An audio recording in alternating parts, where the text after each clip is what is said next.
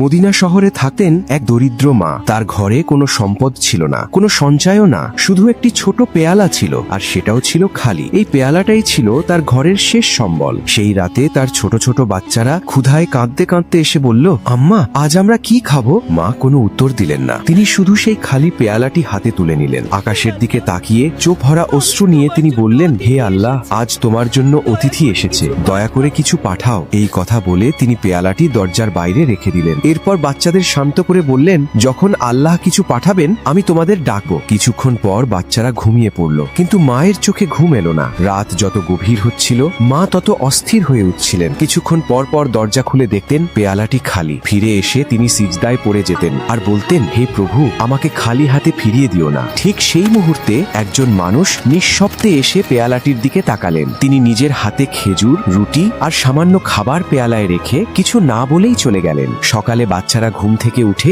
দৌড়ে এসে আনন্দে চিৎকার করে বলল, আম্মা, আমরা দেখেছি একজন উজ্জ্বল মুখের মানুষ রাতে এসেছিল, সে তোমার দরজায় কিছু রেখে গেছে। মায়ের চোখ দিয়ে অশ্রু গড়িয়ে পড়ল। তিনি খুব নিচু স্বরে শুধু বললেন, ওটা ছিল রাসূলুল্লাহ। এরপর থেকে অনেক মানুষ সেই ঘরে আসতে শুরু করলো, সাহায্য করলো, পাশে দাঁড়ালো, বাচ্চাদের যত্ন নিতে লাগলো।